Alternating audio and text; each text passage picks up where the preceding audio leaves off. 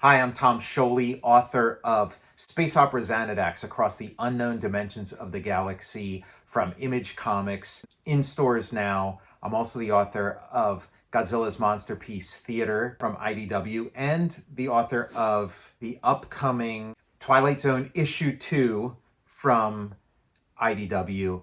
And I have a comic convention appearance coming up this Saturday. I'll be at Ditko Con. Wow, the that's Steve awesome. Ditko Comic Con in Johnstown, Wow. home of Steve Ditko, where Steve Ditko, grew up and where his family lives and stuff. So that's going to be a lot of fun That's super exciting. in sort of Ditko land, Yeah. And I think I've mentioned it on the show a couple times, but like Johnstown, if you read Steve Ditko comics, Johnstown is like very familiar. Like it looks like Peter Parker's Queens. Like when Ditko draws Peter Parker's locale, it really looks like he's drawing Johnstown. Ooh, next time I'm in Johnstown, I'm gonna look at that. Look at it from that. Yeah, and just the sort of landscape, the mountains, kind of feels a little Doctor Strange also. So like cool. It's funny. Like the first time I went there, it was kind of like, yeah, this feels like a place where Steve Ditko would grow up. And they also have a few years back they put up like a Steve Ditko mural. Oh, that's there. So cool. And I haven't been there. I haven't seen the mural yet. It's been up a couple years, so this will be my opportunity to check out that mural. That sounds great. Yeah. I'm Matt Zeoli. And so yeah, we're talking about the Partridge Family. Hell yes. One of these classic TV shows that I don't think we've talked about too much on the show. No. This is the first appearance of the Partridge Family, starring Charleroi, PA's own Shirley Jones. Yeah. Local. Yeah, sort of I wouldn't say a vanity project, but it's like she's one of the producers. I think she was very big in the creation of this thing, and it was sort of like a vehicle for her. Like she was Definitely. And especially back then, it's like movie star. You're a movie person. You're not a TV person. So for her to go from like movies to having like a TV show it was like a big deal. That's huge. And with her stepson, David Cassidy. She's at the time was married to Jack Cassidy. Mm-hmm. Huge cast. I forgot how many members were in the Partridge Family band. Yeah, I think it gets whittled down. I think there's like a couple Chucks like on Happy Days. Yeah, Danny Partridge, and Tom. He is like he owns this show. And I thought, because what got us deciding to talk about this on the show, like I'd never seen the pilot before. I'd seen a handful of episodes. Same but here. I'd never seen the pilot, so I never got the how the show came to be, how the band got together. So that was interesting to see. And also, I had always assumed, because the episodes I'd seen, Danny Partridge was like a big part of it, and I assumed it was like a jump the shark kind of like Fonzie kind of thing, where it was like, oh, as the show went on, they realized, that okay, let's build it around him. But no, it's really from the first episode. He's kind of the driving force of the show. He really is. The other things I remember from the show is like the dynamics between him and Reuben Kincaid, like the manager of the band. And he the storylines would always involve him like torturing Reuben Kincaid. He was like the bane of Reuben's existence. They were kind of like a comedy team, but that's in the pilot too. It is funny, like I got a big kick out of this pilot. Like it was making me laugh because he's trying to get Reuben Kincaid to represent their family band, and so he's trying to get him to listen to this giant tape player that he has. That's so funny. I was laughing out loud a couple times during this pilot. So they knock on his hotel door. Danny and his little sister, they knock on the hotel door and he kicks them out, and then they go down to the lobby and they call him up on the payphone, and then they try to play the tape, and he's like, forget about it, kid. And then he's getting ready to fly home, and they follow him into the men's room at the airport, and then slide the tape under the sofa. That's when I burst out laughing. Yeah, that was great. And I don't, like, I always thought it was like a thing in like TV shows back then that you had to be very delicate when you're talking about the bathroom and stuff, so it was kind of interesting to see a thing slide under a stall, and then Ruben's looking over the top of the stall, making faces, it seemed almost like he was standing on the toilet. It must have been on at a weird time, because when you're a kid, you just kind of turn on the TV, and you're not aware of what time it is. You just turn on the TV, and whatever show's on is on. And it whenever I'd turn on the TV, it was the Brady Bunch would be on. So the Brady Bunch was probably on so I saw, it really was every episode of the Brady Bunch, had it memorized, where Partridge Family had a little more of a mystique. I'd only, it must have been on at a weird time, so I'd only see some of it here and there, and it seemed to me like a higher prestige, yes, than the Brady Bunch.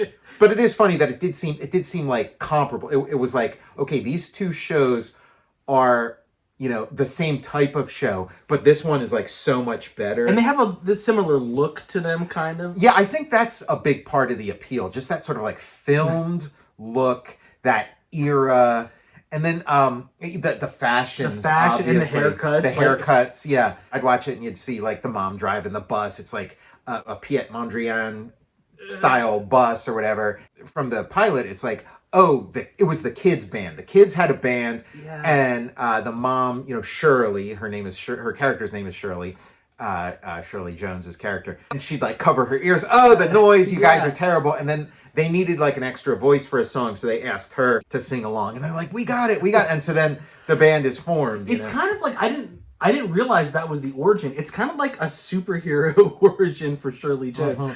She's uncovers her hidden right, and, and they establish, it's just from a voiceover. I don't know that there's any dialogue of it. Maybe there is, but that their dad just died. Their dad died 6 months ago. So, and they never quite spelled this out, but I feel it is sort of the subtext that the kids almost start this band as part of the grieving process, or something.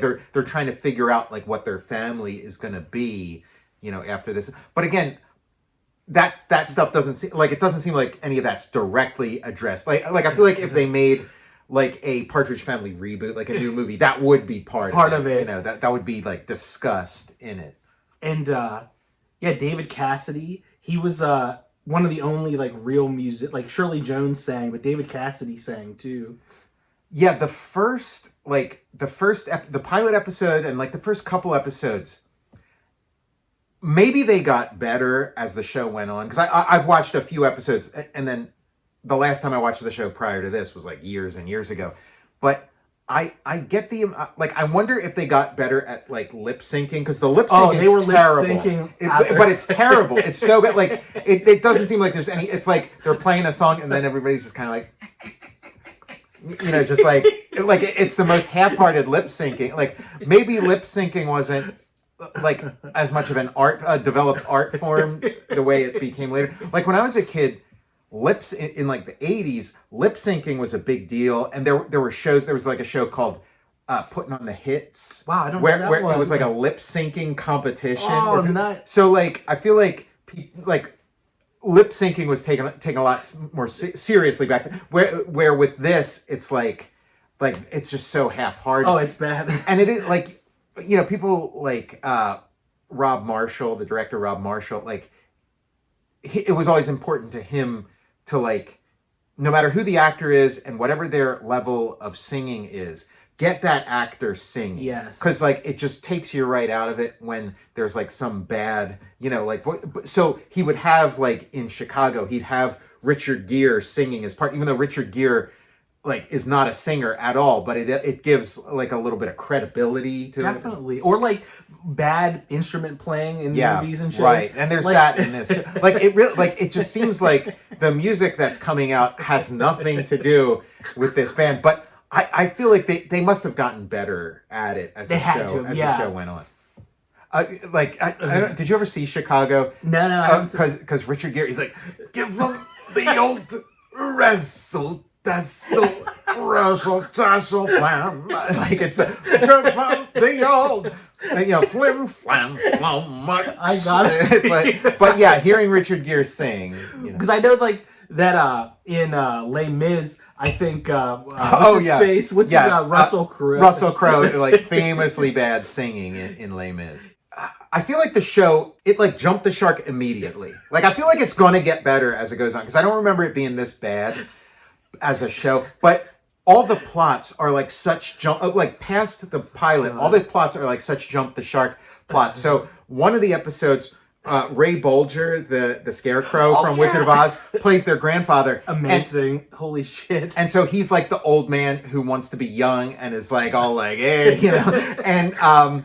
And so he leaves their grandmother to like join the band. And there's a scene where he's walking around in like the same outfit that Shirley Jones wears, where it's like it's Austin Powers. It's got like the cravat, the ruffly cravat. Dude, that's incredible. Like Ray Bolger is the grandfather. So good. And then there's an episode where they like get into a fender bender and then it's Harry Morgan from MASH.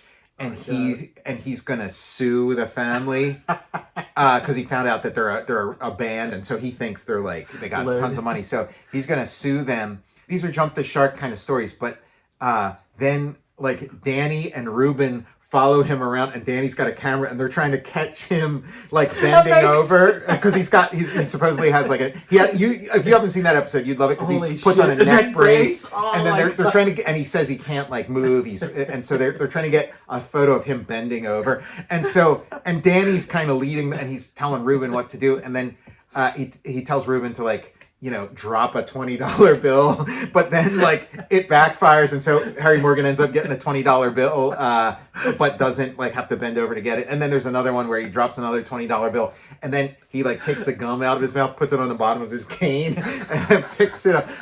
And then they have a thing where they meet this girl, and they're gonna ask her to like drop her groceries. It's Farrah Fawcett. It's Farrah Fawcett, like cameo. A couple years before she became Farrah Fawcett, like before Charlie's Angels and everything. Wow. So and when I was watching it, I'm like, I think that's Farrah Fawcett, and then I looked it up, and it was, and she lights up the screen, she pulls the focus totally, and I was thinking like they had access to like Farrah Fawcett like before she blew up, and they have Farrah Fawcett, and they're like, let's build this episode around Harry Morgan.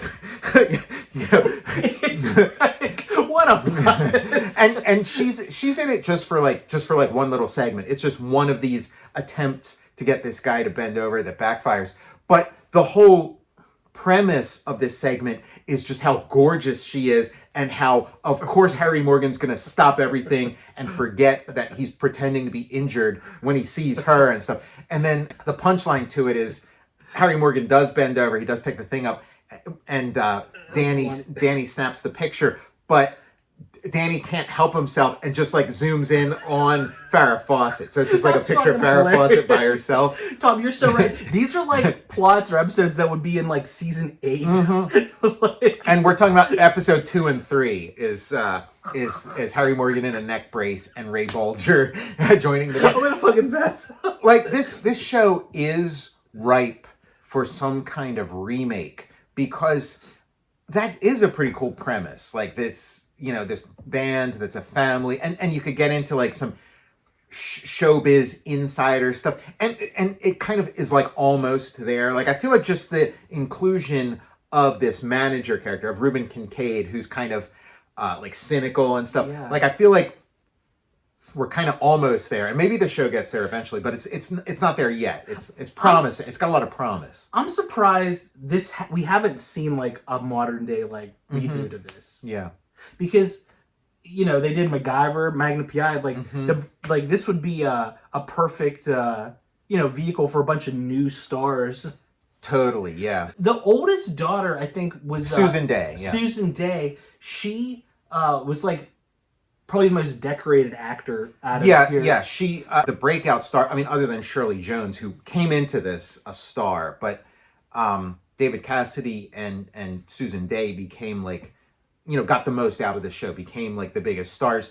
But Susan Day's stardom had legs to it. Like it went on into, so in the 80s, she was on LA Law. Yes. And that was like that was kind of prestigious, and it was like a big deal. And I feel like it was maybe a little bit of stunt casting even back then. That like we're gonna get Susan Day from the Partridge Family. She's gonna play this like lawyer character, but it worked. Like she became a pretty big star and had a couple different shows after that. And then and you felt like David Cassidy wanted really bad for like a similar thing to happen to him that just didn't. He was sort of relegated to like Nick at Night, TV Land. Yeah, that. But he was kind of relegated to that, and I feel like there was like an Emmys where they presented together, and she was like very dignified and like, and again, this is like pre-written banter, but she was very dignified and stuff, and then he was like just like snap his fingers and singing the Partridge Family theme song. Hello world, there's a song that will sing. Susan Day won the Emmy for LA Law, and then she I think I didn't even realize this. It says she hosted Saturday Night Live. Okay, I think she had a show after LA Law, like a sitcom where it was like her and Jay Thomas. I think it was. Oh, that's cool. It was like this romantic thing between. That was kind of like her next thing after that. Partridge Family 2200 AD? Yeah, I keep wanting to call it the Partridges in Outer Space, but I'm merging it with the Pussycats in Outer Space, because there was Josie and the Pussycats. Like, it seemed like that was like the thing you do with your cartoon, is you send people into space. Like, I remember watching that Partridges cartoon, but watching it again now, it's like, first of all, you can tell the difference between, because when they tried to bring like rock and roll to TV, like with the Monkees and Partridge Family and stuff, there was sort of a culture clash between sort of like old school TV, old school Hollywood, and then like the youth culture, like the guys who played the Monkees and Rafelson and like those and Boyce and Hart and stuff, where they were kind of younger, and like the older producers and stuff just didn't get rock and roll or what it was, and they needed those like younger people to bring like a credibility to it. And with the Partridges 2020, the Partridges in the year 2020, it's like animation, which must have been TV animation, which must have been even more retrograde. So the music doesn't even sound remotely like rock and roll. Like, there's supposed to be a rock band, but it sounds like 40s big band music. I think it was originally developed as a Jetsons sequel. Yeah, it just looks like the Jetsons, like almost that it takes place in the Jetsons world, but the Partridge Family happen to be there too. And again, there isn't like an explanation. Like Gilligan's Planet, when Gilligan when they made the Gilligan cartoon and it was Gilligan's Planet, they at least have a little credits thing where you see them like they're escaping the island in a spaceship that the professor built, but it's like too powerful and takes them to another planet. So like at least there's that. There's nothing like that with the Partridges in the year 2020. So they're in the year 2020, and it's as though they've always been there. So the mom, Shirley is talking to Danny because Danny wants to join the Spaceball team.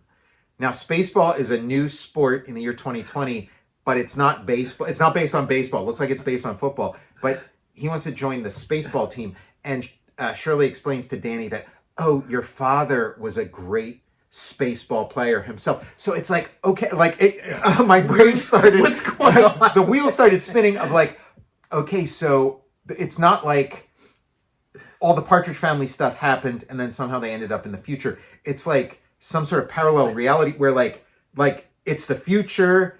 Their dad plays Spaceball and then he dies like in the future. Like on the show he dies in the 70s, but in 2020 he dies in the 2020s or whatever.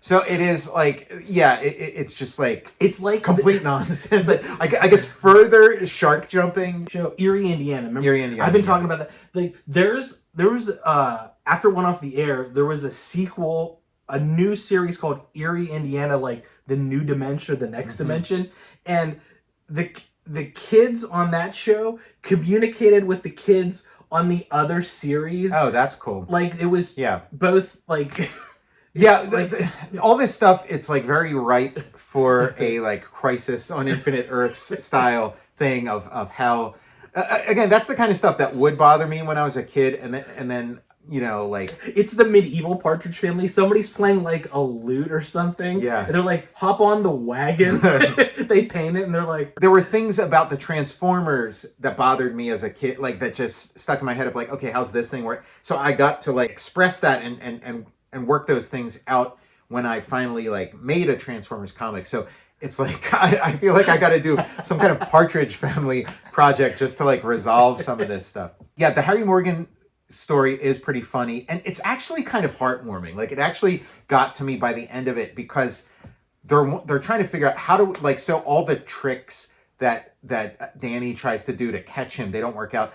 And so they decide, like the family just decides to move in with him and like help him around the house. And then there's like a musical montage, and by the end of it, like they've become sort of a family, and he's become sort of like a surrogate father or grandfather figure, and the whole like, and they've all like got this bond to where he eventually like you know, he reveals himself and stuff, and then says like, yeah, look, I'll drop the charges, and I'll drop everything. It's kind of a fun story, but again, just sort of kind of one of those like preposterous storylines for a show that kind of starts out with a somewhat like a really interesting premise that there, it feels like there's so much you could do that you don't have to go to like a guy in a neck brace or like, grandpa wants to join the band. They went there in like within 3 episodes. They're like, it's the second episode. It's the second episode.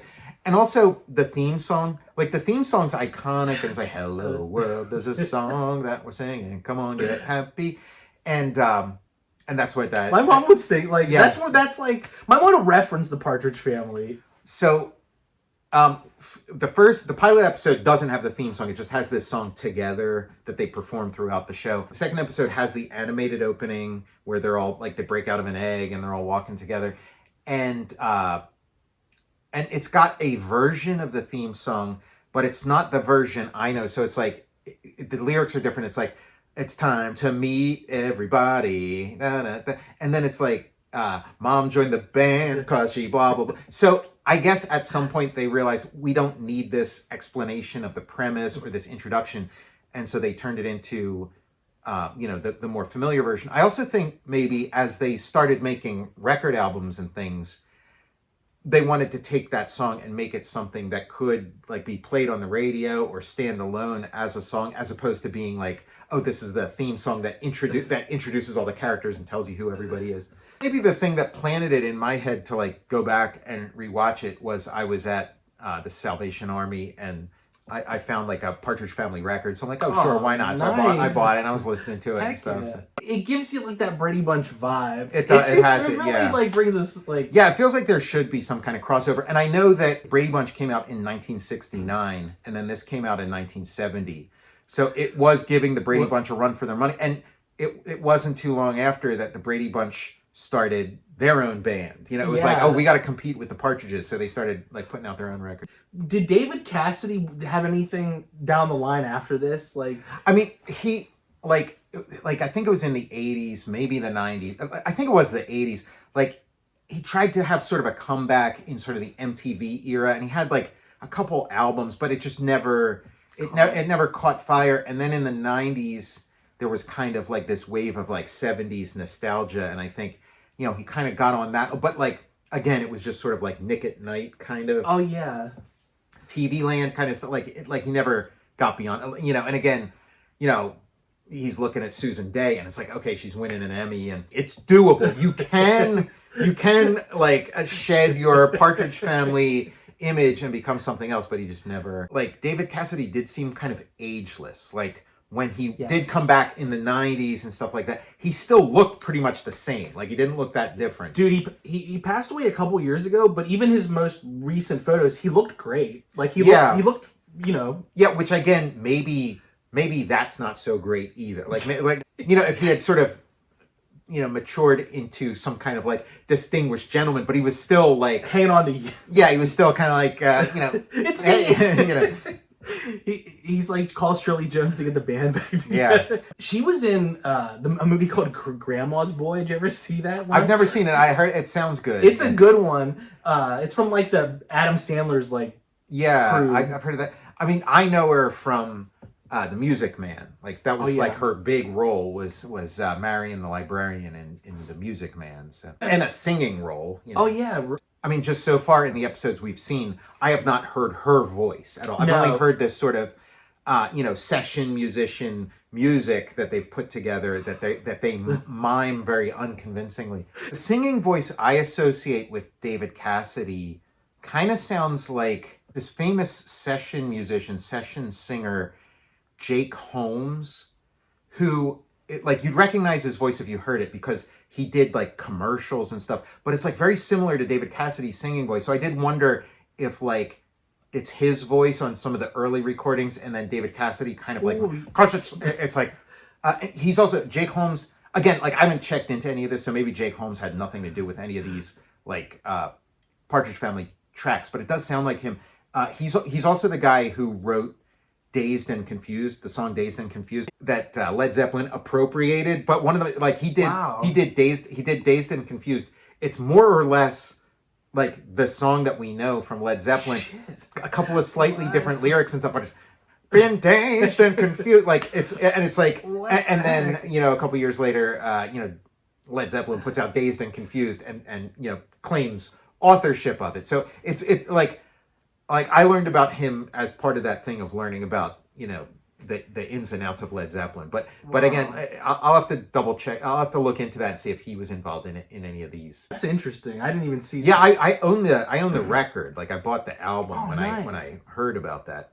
But he's also like the voice of like all these commercials from the 80s. So it's like, raise your hand if you're sure, all those kind of. That's great. I would definitely recognize his voice. He sounds a lot like David Cassidy's singing voice. So anyway, whatever song, like the song they're using together, for the first couple episodes, it's not really designed to like showcase like lip syncing or like a garage band. It's like a very produced thing. But the part that Shirley Jones is supposedly singing is like this part where it's like, ba, ba, ba, ba, ba, ba, ba, ba. So she's like, it's not, again, you're working out the kinks. You want to like come up with a song that can be convincingly and it just looks really, It is interesting that like having that song figured out should have been like one of the first things that or even just like have them sing some version of this, like when they're in the garage practicing, have some kind of, and then you get to like the finish for again. This show probably was like being produced like super quick. The pilot, they weren't even sure if it was going to get picked up. It seems like some time has passed, like a good amount of time has passed between the filming of the pilot and the filming of like the next episode, because just looking at everybody's hair, everybody's hair has gotten considerably longer between episodes. Look at the shirt on. Have you seen this episode? No. Yet? Okay. I didn't realize it was as early as it was. The first season was 1970. It ran for a while though, didn't it? Like it had 100 episodes. I don't know when it ended though. I don't know when how deep into the 70s it went. There's the neck brace, because it feels like the first episode is like very like it feels 60s. It's 1970, so it's like filmed 69, 70. Like it feels a little more 60s. Like and they're talking about like Laurie Partridge is very like politically motivated and stuff. And they almost sort of play that, like they play it for laughs, like Keith and like there's Laurie on her our political kick or whatever. But then it does also kind of like she does sort of play sort of the conscience of Shirley, so. And I think there's a Johnny Cash cameo. They got Johnny Cash to say, introducing the Partridge Family. And it's just this like super close up. So it's like they just like knocked on his front door and said, could you just do this? It's through the mail slot on his door. It's kind of similar to Danny Partridge trying to like snap photos of Harry Morgan. I'm Johnny Cash. They're like, and I'd like to introduce you to the Partridge Family. What's this for again? So I saw her and I'm like, that looks like Farrah Fawcett. Dude, this is so good. And look at it, it's like, okay, yeah, we're going to get her out of the episode yeah, as quickly as possible so we can get back to this Harry Morgan plot. Like, she's lighting up the screen, and just looking at the other actors, and then even the way it's written, it's like, the story is written that, like, okay, like, she's dynamite. Of course Harry Morgan's going to blow this lawsuit he has going when he gets a load of her. But still, the producers weren't like, maybe we could, make her a recurring character. Maybe we could do something. It's just like, oh yeah, we got, the most beautiful woman on earth, and we're going to get her in and out of the story as seamlessly as possible, and never to be seen again. They usher her out to get this guy. Yeah, because it is like, it's maybe like 3 more years, and Charlie's Angels happens, but. So that's the picture. And there's 2 random guys on the street who are like giving themselves like whiplash, turning around to look at her. I'm Tom Scioli, author of space opera Xanadax, Across the Unknown Dimensions of the Galaxy, from Image Comics, in stores now. I'm also the author of Godzilla's Monsterpiece Theater from IDW, and I'm the author of Twilight Zone issue 2 from IDW. And I'll be at the Steve Ditko Comic Con in Johnstown, Pennsylvania this weekend. So I'll see you there. I'm Matt Zeoli. And yeah, we'll see you next time.